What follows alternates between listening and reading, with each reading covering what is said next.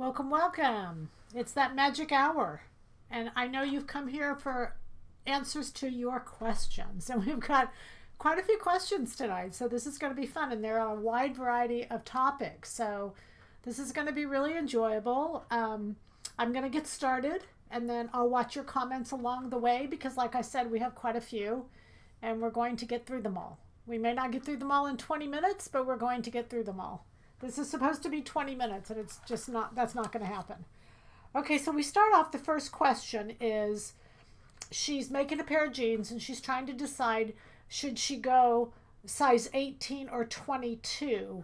And when you're dealing with a W size, there's kind of a crossover between the W size. When you're dealing with a W size, we don't really need that in the bottoms. It's really only necessary in blouses, but we still can be consistent. We have it. The W leg has a wider leg than the regular.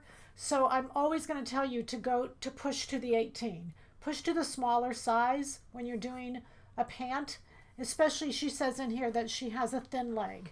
So the 18 and the 22, if you look at the back of the pants patterns, a lot of times those sizes cross one another, but the W has a smaller leg. So if you have thinner legs, I would say go to the 18. That was my answer and that was my thinking.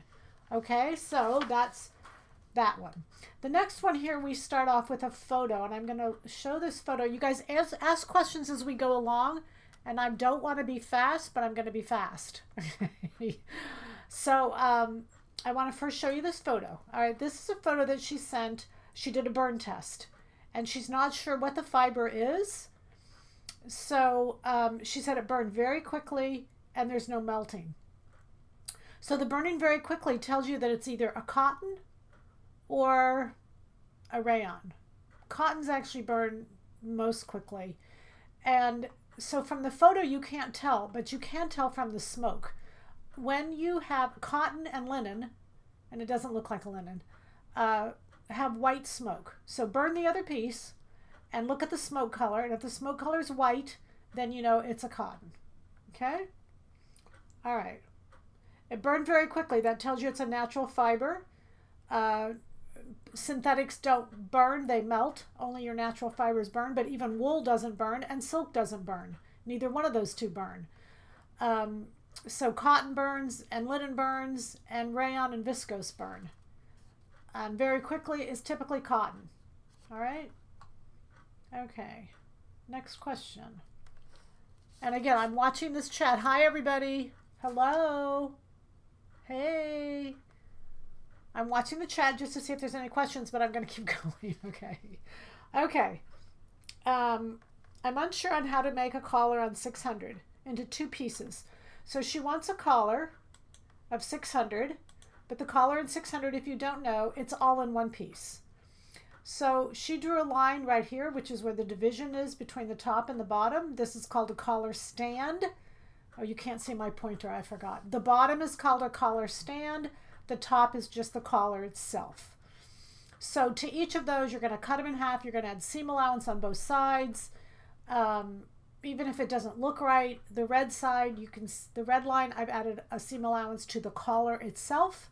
And the purple line, I've added a seam allowance to the stand. Now, when you deal with the ends, just blend them in.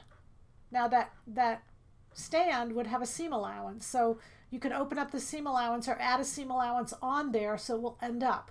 So once you have drawn the seam allowance, you can just blend it into the curve of the collar. Hi, everybody. Okay? All right, so do it. The most thing I would recommend you do in this case is do it, because you're going to see in the doing of it, you will find your answers. But also something that's very easy is you can trace the styling of the front of that band and the shape of the collar. Collars lay flat. So you can trace that shaping from something else in your closet that you have. As far as fit goes, you can use the length of the collar on 600. But as far as the styling of the collar goes, you can trace that from something else. Okay, this next question. Can I use a stretch for pants? A stretch woven for pants? Yes, absolutely. Stretch woven for pants are perfect. If you go through our pants patterns and click on the back, you'll see the ones that are recommended for stretch woven. But stretch woven, you can make a yoga pant out of stretch woven. So I think it's just a matter of understanding, what patterns work for what fabrics. Trouble fitting my 18-inch arms as most patterns simply don't fit. I've had many muslins fail with ill-fitting arms. I appreciate suggestions. Okay, Mimi, hold on for just a second because I'm going to go to that and I'm going to address this. So if you'll hang on just for a second, we'll get there. All right, thanks for asking. Okay, this one, she just bought a pattern and she lives in Australia, and hi to Australia. But she said, I hope that you could explain the USA sizing. It's really, worldwide. So first off, we have on our website, across the top, we have FAQs. FAQs are frequently asked questions. Hi, everybody. So on the frequently asked questions, if you'll go through and read those and become familiar with them, if you're not already, those are frequently asked questions, which is why we put them there, because they are frequently asked. One of them explains our sizing. So if you'll go through there and just read that sizing, why we do the regular, why we do the W sizing, the only difference is that it's in inches. And, it's in 1 through 4, but it's all explained on there. But if you'll go through there and read that, I think it'll really help you. As far as 1, 2, 3, 4, those sizes are correlated to inches. So you don't need to, just at the end of the day, if something is 32 in the bust, instead of calling it a size 32, everybody converts it to a 1 or to, whatever they convert it to. So instead of calling a 32, they convert it to a 1. In Europe or Australia, wherever, a 40 is 40. So it's not converted. But that's confusing to Americans. So again, these are just in inches, and if you'll go through and read that, I think it'll really help you. We don't want to get confused on sizing. Okay, again, don't worry about the armholes just yet. I'll get to that in just a second. Would you please explain about what is second skin and what is scuba? We do have those fabrics a lot. So second skin is literally traditionally it's been a polyester. We're getting a lot of cotton polys. The goal is to take these fabrics that have traditionally been polyester, and I'm talking about the mills, and to make them a more natural cotton blend, or to give them a more natural feel to them. So second skin is a fabric that's been used over the years for literally shirts, t-shirts, pants, things of that nature that were very close to our body and very tight. And so second skin typically stretches in both directions, but it's a very thin polyester, traditionally. We're getting second skins that are thin, but they're very thin, but they're a combination of cotton and poly. They have stretch in both directions, all of those good things, but they have cotton to them. Now, the same thing with scuba. Scuba, by definition, is a neoprene. It's literally what they did scuba diving with.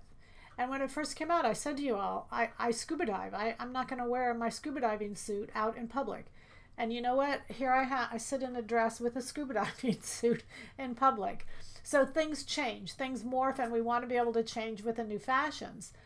So what scuba is a thicker weave of, it's typically polyester, but again, we're getting in fibers that are cotton, and they're beautiful. But they have that scuba, and the advantage of scuba is that it doesn't wrinkle, and it has a really nice resilience to it. So typically it's used for dresses and jackets, where it's just got a lovely feel. And like the one we put up the other day, it's a taupe scuba. That fabric's incredible. I mean, it's not my color, it's not anything, but I just want to make it out of something because it's just such a beautiful fabric. Okay, so second skin and scuba, those are both references of knits and thickness of knits and the type of weaves. Okay, our next question is, we're going to go to right here. So this is on 623. It's called Sam's Blouse. She said she's made the blouse, 4 blouses. She loves the blouse. Looks great on her. On the original blouse, it had a band at the bottom. It did not have elastic. I put elastic for simplification, And so she wanted me, you all, everybody, to see that instead of the elastic at the bottom, this is Sam's blouse, number 623. And instead of just doing a little casing and putting elastic through there, she did a band, and she preferred that, and she wanted me to share it. So I appreciate that. The original was a band. She went and found the original. And it has a little band on it. And I love the band too. I just felt like in making the blouse, elastic was just so quick and easy, and I couldn't resist from diluting that original.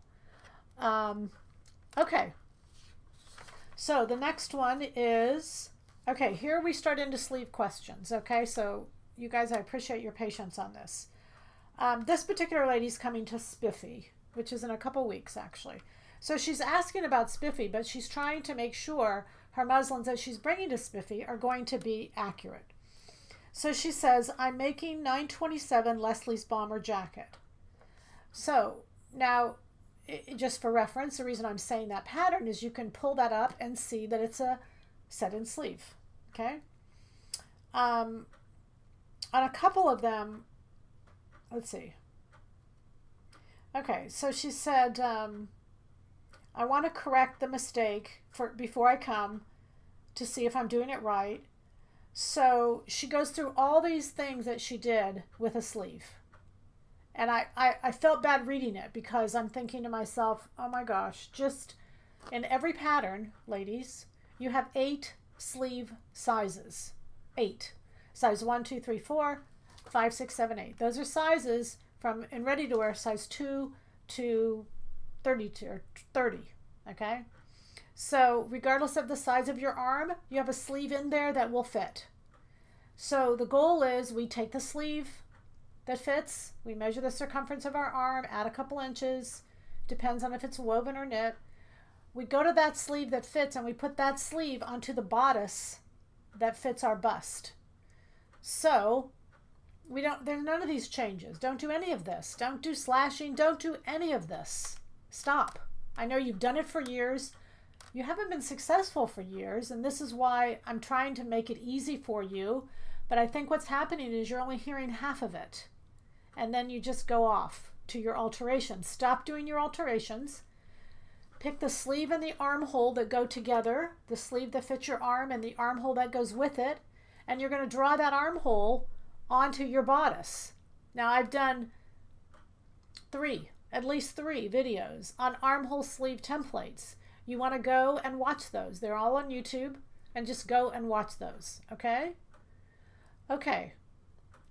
So when you spread the sleeve, Barbara, don't do that. I know all the problems that you have, and so there's no reason to do all of that. You're doing way too much work, and it's not necessary. Go to the size you need. Pick the size you need. Pick the armhole that goes with it. Put the armhole onto your bodice. That's it. Keep it simple. And your New York trip now includes visiting designers. No, not all the New York trips, just the New York trip in October. The regular fabric buying trip next April is the last one.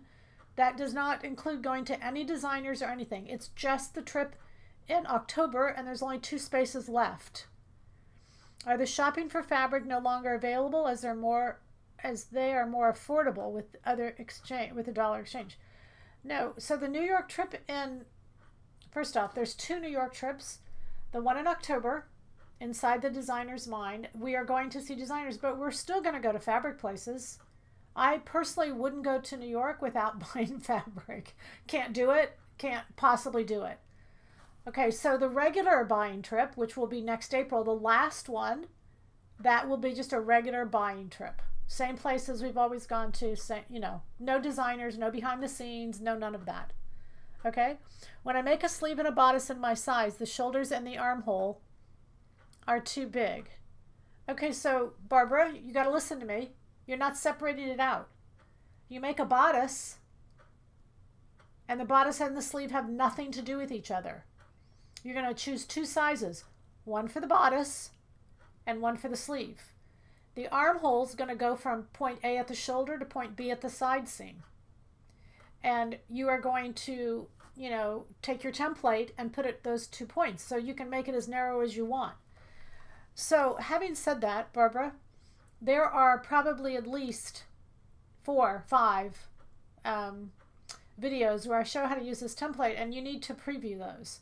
I'm going to continue on with all these questions that have been asked because they've been asked and they've been waiting. And then if you watch those and still have some issues, let me know, and I'll go into more detail on a later Q&A. It takes a while to get the head around the sleeve. I have recently and successfully used my 600 armhole and sleeve in a Vogue and Butterick pattern. Thanks for teaching this technique. It does take a while. I can appreciate you saying that. The only reason it takes a while is because you have this bad information and you can't seem to get this bad information out of your head. Even though you know it doesn't work, you still seem to want to do it over and over and over. It's fascinating, but you're right. Once you get it out, this is a very simple thing to do. So after April, no fabric trips forever. I don't ever say forever, and I don't ever say never. I don't know, but right now that's the only one planned, and it's the last one we're going to take with 40, 50 women to New York. I can promise you that. That I can say forever. I'm not taking 50 women to New York ever again, okay? Next April is the last trip, and that's it. I have to use a much larger sleeve, and it causes wonkiness across the chest. Okay, so listen to what I'm saying. Go back and try it, and I think we can close that discussion. I'm sad that April is the last trip. I really wanted to go on one, but next April just does not work for me. I guess hubby will be happy that I won't blow the budget. Yeah, I mean, I get that. I'm sad that April is the last trip. I've done this for almost 20 years.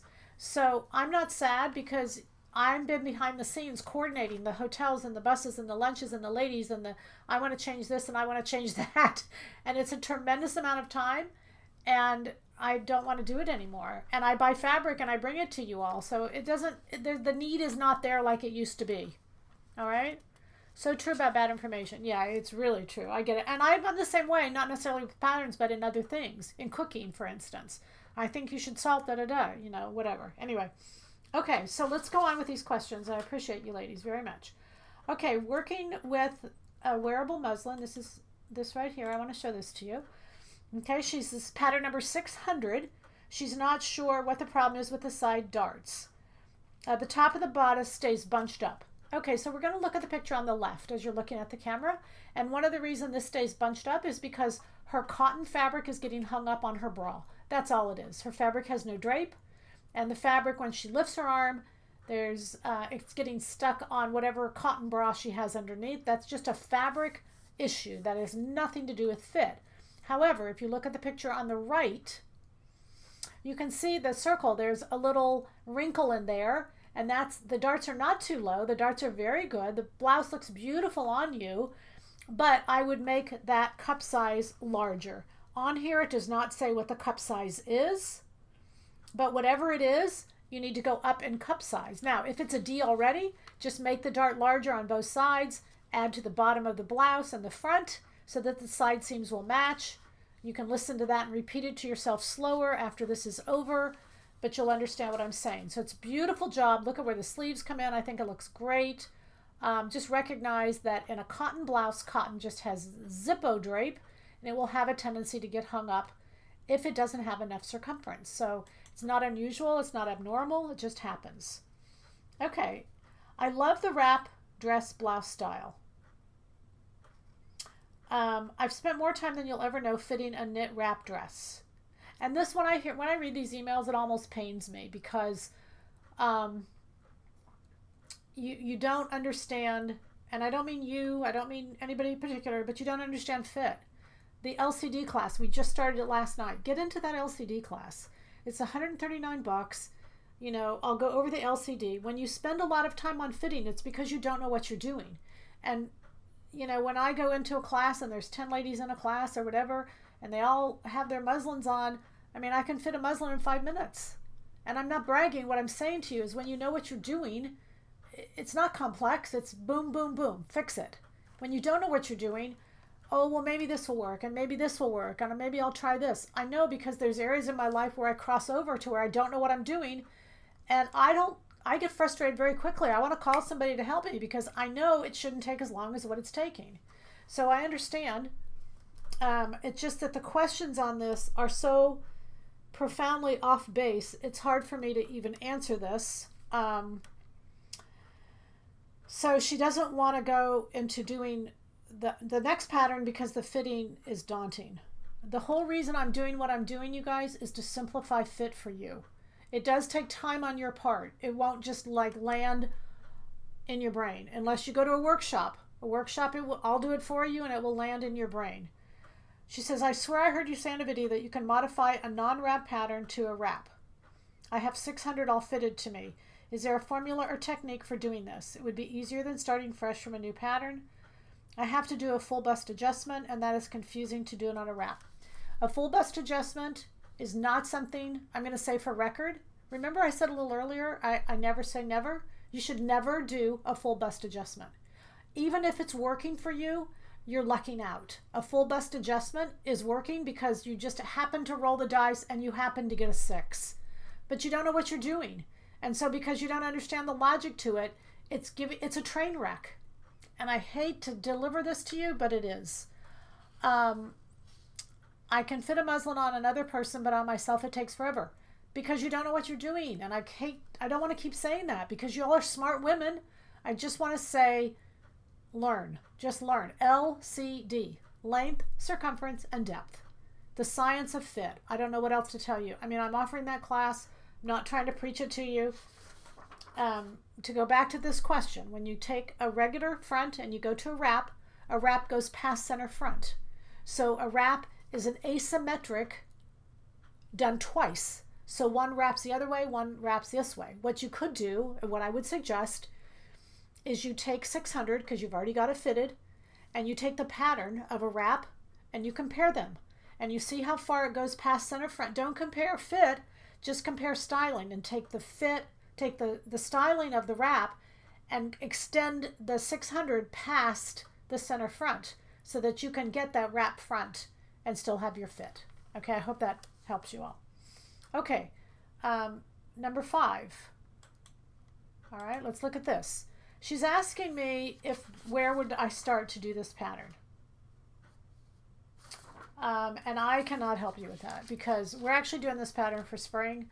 That's not the reason I can't help you. I can't help you because there's just this isn't an easy, this is pattern making. And the base, though, you're asking me the base would be 195. The base is definitely 195 and you can take it from there.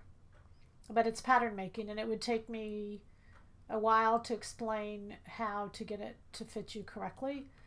But 195 is the base, okay? And I know that that's not what you're looking for. I know you wanted more answers. I just can't do it. I can't, I can't simplify that for you, and I apologize. Okay, the next question. I bought the D&G floral viscose knit to make the fit and flare dress. Can I store the finished dress on a hanger? Of course. Or will it pull it out of shape? I don't think no, it won't pull it out of shape. I mean, if you're worried about it, you could put it in a drawer, but you should be able to put any fabric on a hanger. If you can't put fabric on a hanger, then how do you wear it? Then it means it only has a limited life, and then it's no good because it's going to pull out of shape. So it's a viscose knit. Viscose knits are very good. They're very durable, and you shouldn't have any problem putting it on a hanger. If you're worried about it, you can put it in a drawer, but no, it will not pull out of shape, to answer your question. Number 6. Oh, sorry. I have sewn 2 Craig's blouse. Let me show this to you. These are her 2 Craig's blouse. I'm struggling with fit in the shoulders and the armhole. I'm not sure where I'm going wrong. If I lift my arms to hug someone, the whole blouse lifts up and I have to tug it down to get it to fit correctly. It feels very tight if I move my arms. Tight where the hem of my... I will attach a photo. Okay, so these are her 2. I cropped them and kind of, made them out. This is pattern number 425, Craig's blouse. So to this person, it doesn't matter who it is, you guys. These are too tight. You're in too small of a size. They're just too small. I can't tell you how much, but these look like knit blouses and they should be woven, and wovens should have ease to them. So the reason that when you move your arms, the whole blouse is coming up is because you have no ease. And ease is critical for movement. This sleeve is very short. It's a cap sleeve. If you had a long sleeve on here, you might as well kiss movement goodbye altogether. So this is just too small. I'm going to tell you to go up 1 size, possibly even 2. But I would at least go up 1 size, make a muslin, and then start again. This is too small. It is too tight. I can't show you with my mouse because my mouse doesn't show for you, but you can see a picture on the left. You can see it's cupping under the bust. A woven blouse does not cup under the bust. A knit blouse does, but a woven does not. If you look at the picture on the right, it is cupping underneath her back, around the midriff area. It is pulling. Can you see the horizontal lines? That should not happen in a woven blouse. Again, in a knit you can, because you can still have movement, but not in a woven. Okay, so that's my answer to that. So that is just too tight. Okay, there was a question on how she wanted to order leather. How do you know how many skins to add? And so this is a really easy formula, and I'm going to give you that formula. All right, so, and I apologize because I ran out of time. I was really trying to, anyway, I just ran out of time. So I'm going to verbalize it for you, and I know verbalization is much harder to see than a picture. You take the width of the fabric, and the width of the fabric is always mentioned on the back of the pattern. Now the example I'm going to use is 60 inches wide. Then you take the length of the pattern, and the example I'm going to use is 2 yards. But you don't take 2 yards, you take inches. So 2 yards would be 72 inches. So you take 60 inches times 72 inches, you times those two together. So the width in inches, the length in inches. Times those two together, and you get 4,320 in this particular example. You divide by a square foot, because when you buy leather, it comes in square feet. And you divide by a square foot, and square foot is 12 by 12, which is 144. So if you take that 4,320 and you divide by 144, you get 30. You need 30 square feet. So then you have like one leather and it's 5 square feet, and then you have another leather that's 7 square feet. You're going to keep buying leathers until you get to 30 square feet, and then I always say buy one extra. Usually lamb runs around 6 square feet, so you'd buy maybe 6 of them. And again, you always want to buy one extra. You can always use leather just to make sure you have enough for your project. It's the worst when you go into it and you think you have enough, and then all of a sudden you have to start doing cutting and splicing, and it takes a lot of time and it takes a lot of frustration to me. Okay, next question is, do I need a separate body pattern muslin for each? And I'm going to go down these. Do I need a separate body pattern muslin for each? The woven tank and the knit tank should be the same body. Okay, I don't, unless you wear a tank top really, really tight. But the woven tank and the knit tank, there's no difference between the two. There's no difference between the armhole. There's no difference between those two. Okay? A woven tee and a knit tee. A woven tee, I don't think there's such a thing as a tee. A t-shirt is a knit. And a woven blouse and a knit blouse, those are entirely different because your sleeve changes. Okay? So you would need a muslin for a tank top, whether it be woven or knit. You would need a tank top, you would need a muslin for a t-shirt, and you would need a muslin for a woven blouse. A knit blouse would not be a knit blouse, it would be a knit tee. So a knit blouse that is made out of woven, a knit tee that is made out of knit is called a t-shirt, not a blouse. So I think it's all just terminology here. But you have a tank top, which you can have in woven or knit, and you don't need a different muslin, just one muslin for that. Then you have a t-shirt, and then you have a woven blouse. If it's a knit blouse, it's a t-shirt. They don't take a knit pattern and put buttons up and do all that stuff because it's too easy to just slip it over your head. All right, then the other one was we need templates for tanks. That's a sleeveless armhole, a knit armhole, a woven armhole, and a jacket armhole. All right, so she's got it. Is everybody okay with that? Okay, drop crotch. We're going to look at this for a minute. And her daughter wants a drop crotch, and she wants to figure out how to do it, and that's how you do it. The red is the original, the black is the new. So if that's the look you're going for, where that crotch is a little bit low, there it is. Don't touch the waist, don't touch any of that. Just drop the crotch down. The black line is the new line. Okay, very simple to do if you like the look. Okay, the next question, you guys see, I told you we had a lot of questions, and I know I haven't even gotten to you all, but I will. Let me just get through these and then, okay, so the next question is on using your templates. Now these are using your neckline templates. So she sent me this picture. This is the picture she sent me. And she didn't understand how to, for a muslin tank, 195 is not a tank. So for a muslin tank, you would use 514.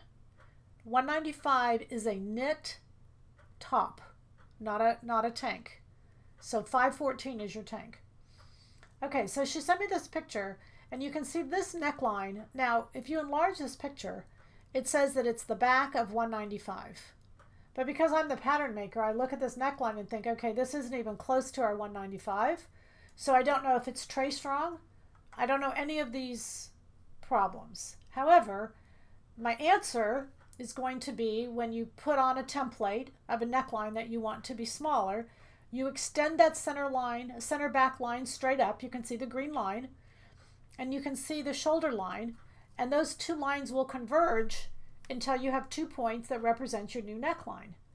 But because this is traced so poorly, or I don't know what's wrong with it, I shouldn't say that, but when I look at it, the neck shape is so poorly, it doesn't follow a French curve, she would have a problem with this. So I'm not sure if she traced it, I'm not sure where it came from, but it's not our 195 back. So this is, the picture on the right is our 195 back.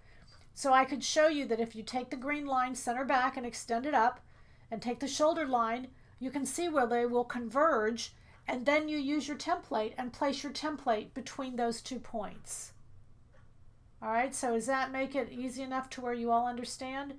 Sometimes when people show me patterns that they've traced, I get nutso because the tracings are very poor and they're not accurate. And I know that you all are trying. I know that. Okay. Okay, the next one is the email. The email just said, I need your help. Okay, however, I have no clue what she needs my help on. So I'm going to show you these pictures. And by the way, this is the last one. So if you have any questions as I'm doing this, feel free to ask. We'll answer those questions and then we'll wrap up. And you guys know I love you and I love doing this. Okay, so I want to start from the left and I want to go to the right. Okay. The traced pattern back has been altered for a sloped shoulder. Okay, let me go back to that picture for just 1/2 a second, because that would not give it, you shouldn't, when you do a sloped shoulder, you don't change the base of the neck, and the neckline is what's been altered. See the 2 different necklines? So sloped shoulder or not sloped shoulder, the neckline itself has been altered. That's my biggest concern. When I look at the angle of the neck or the shape of the neck, that's what makes me crazy. Okay, not the shoulder angle. Okay, so something else is wrong in there. Okay, so let's go back to this one that I wanted to look at. And I want you to look at this. We're going to start from the left and go to the right. Okay, so the one on the far left, you can see that, now this is pattern number 314. This is called Abby's Knit Top, and this is an amazing top. It has a side panel, and in the side panel what happens is you can do different colors, you can do all kinds of stuff. I'm going to assume this is a knit muslin. I'm not sure, but I'm going to assume. And keep in mind, she's got all the seam allowances to the outside whenever you've got that. But the first thing I want to talk about is how even the hem is. That balance looks beautiful. You can see how straight it is across the front and the back, and how nice that balance is, number 1. Number 2, we keep going from left to right.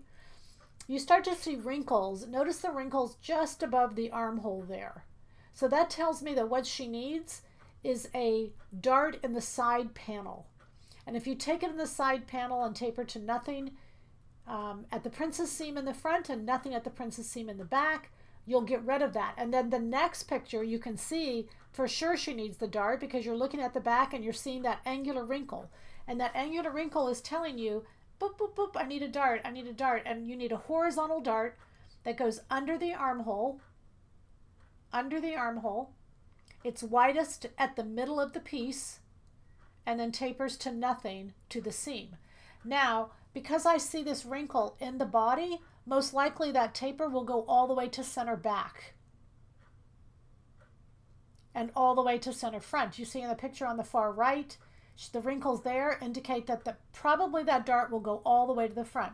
But if you take a horizontal dart under the armhole, maybe 3 inches, make it widest at the center, at the side seam, taper to nothing as it goes out to the front and to the back. One big horizontal dart stops at the center front, stops at the center back. That will solve all those dilemmas. You will still have a beautiful straight hem, and that top will look amazing. All right? Okay. So, love it, love it, love you guys are doing. Love that you all are just trying your hearts out to do this stuff. And again, you know, when I started this whole company, what I realized is how little we had been educated on fit.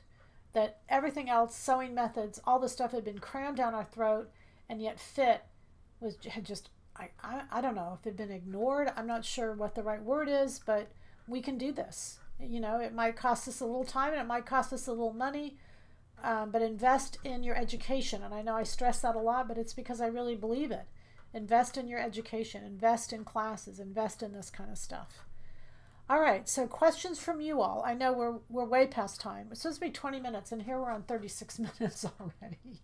That's my fault, though, because I do appreciate your questions, and I put them all into a file.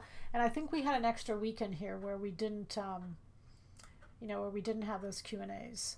So anything else that I can help you guys with tonight? All right, I'm just going to go back to the questions and make sure that I get these. Can I use a stretch woven for pants? I answered that, yes. Trouble is fitting my 18-inch arms. I don't ever want you to feel that way. It's trouble just because your arms don't match your bust. But if you take arms from another size and put them on the bust of your size, all you're going to do is combine them at the armhole. This is so easy. And like, you know, somebody said it really well. Don't think about size. Yeah, I know you have to think about size in relation to size. But you're not one size. None of us are one size. We're all different sizes. Okay. I am self-taught. I think of sewing as fabric engineering.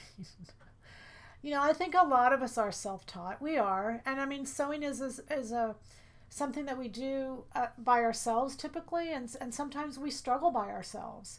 And that's where I want to reach out and help you guys. Okay.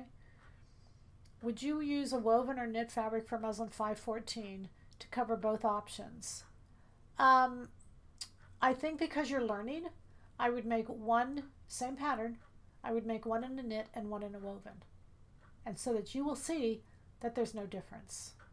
And I think that would be a short little, you know, it doesn't take you long to throw together a muslin front and a muslin back. And that would really teach you that they're both the same. I don't wear a knit or a woven tank top any differently. I don't. Doesn't mean you won't, because I know people who wear a tank top that's knit, that's tight, and it pulls across the bust. But I wear both of mine the same. So the extrapolated neck and center front or back should be able to fit the points A and B of the templates. It will, exactly. Because once I extend that front straight up, if needs be, it may not needs be, and once I extend the shoulder seam in, those lines will converge, and they'll converge fairly quickly to where I can then lay the template on there and draw the template between A and B. Exactly right. Yeah. Yeah. I don't even want to be right, you guys. I just want to help you. I mean, you know, again, a lot of us are self-taught. I just want to help you all out. I've had a lot of wonderful opportunities, and I'm really grateful for, and I've had a lot of great teachers along the way. And you know, I love sewing. I love sewing. But it can be very frustrating if you can't fit, or if you don't know fit, or if you struggle with it. And sometimes when I read some of these emails and the amount of time you spend fitting, I keep thinking, what can I do to help? What can I do to help? But tonight we'll have Q&As, and next Tuesday night we have a webcast on the pattern of the month, which is 6/11, and that's what I can do to help. I'll keep doing that. All right, they're free. Join in and see what we can learn. Okay. Okay, good. Yes. And just watch the pattern. And you know what? It's good too that once you have something that you know is not right, take it back to the original and say, okay, where did I go askew? What happened? Because sometimes I think if we can, I'm working on these new patterns. We got a photo shoot next week. The new patterns are coming out for fall.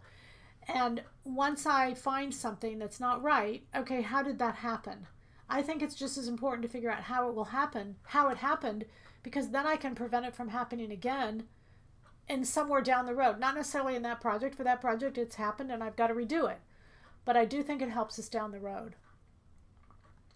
Will the fit class online be offered again later? I have too much going on now. I never know. I mean, it's good until December. You don't have to, listen to it right now. It, it's up for viewing all the way through December. So that's a 6-month period. So will we put it up after that? I doubt it. It won't be for a couple years before we try to run it again.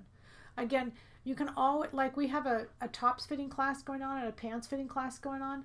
They're open. I mean, they're up until the end of December when we have these online classes. So even if you don't join them right away, you can join them anytime in there. And I had somebody sign up yesterday for both the tops and the pants. I sent them all 8 classes and they can watch them whenever they want. You don't have to watch them right now.